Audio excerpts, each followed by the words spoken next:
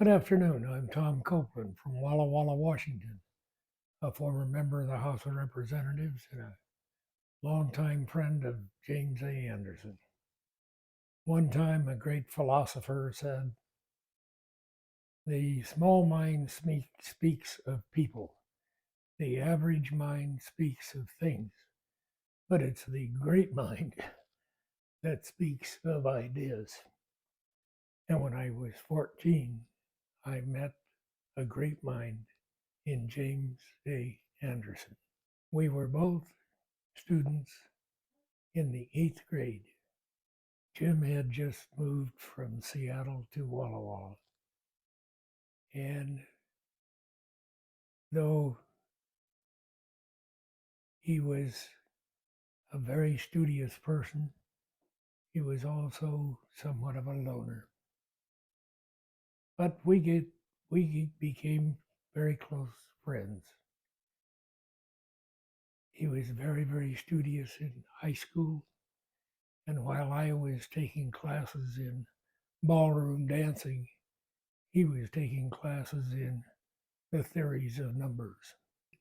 To the best of my knowledge, he never dated any girl all the way through high school. However, he was a member of the National Honor Society for 4 straight years. At the end of our high school, we parted ways and his family moved back to Seattle. I kind of lost track of him and I had no idea where he was. But later I learned that he made application for the ASTS program that the Army was offering at that time. And he was accepted and assigned to an institution of higher learning on the Pacific Coast to do some special studies in engineering or science of some type. Later on in the war, that program was dissolved, and those members were immediately shipped out to infantry training, and 6 weeks later, they had learned to shoot an M1 rifle, and Jim was assigned to the 11th Armored Division. Within a few weeks, he was in Europe and digging a foxhole in Belgium. A few weeks later, he was badly wounded in his knee and was shipped to a hospital in England. He was in England for a period of time and later shipped to a general hospital in the States for recuperation.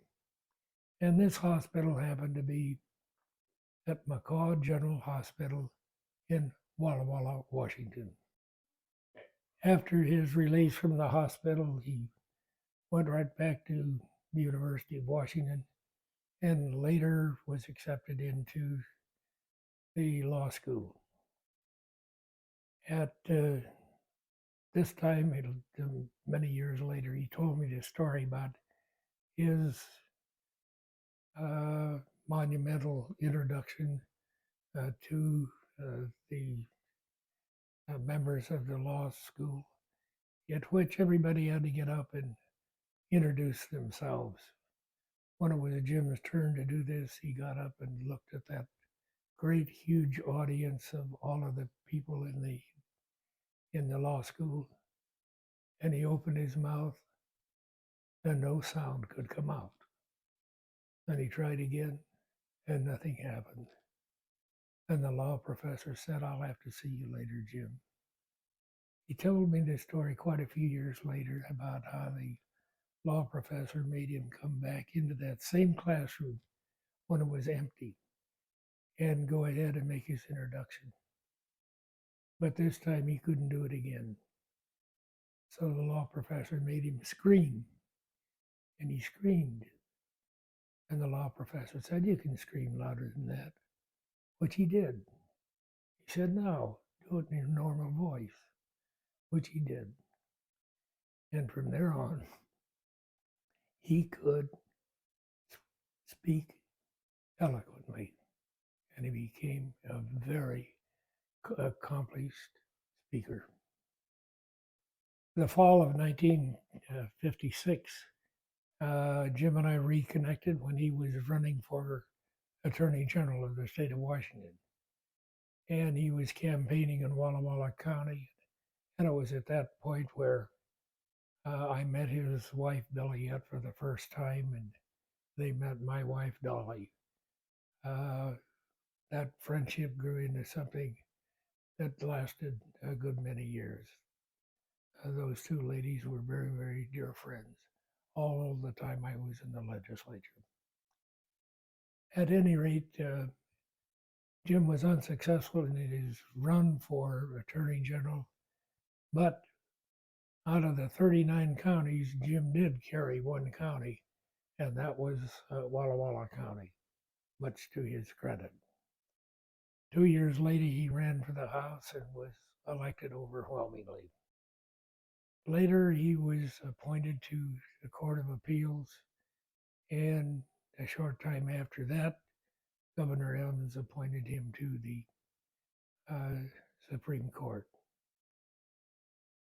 At that time, I attended his swearing in, and at the moment of when they were asked the new justice to make some comments, he said something to the effect, in December of 1944, he was digging a foxhole in Belgium when they were shooting at him with everything that they had. And he got wounded. And he said to himself, how did I ever get here? Later in 1959, he was seated in the House of Representatives, about ready to get sworn in. And he said, how did I ever get here? And then when he was about to get sworn in to the Supreme Court, he repeated the same thing and said, how did I ever get here? Because you were a great mind.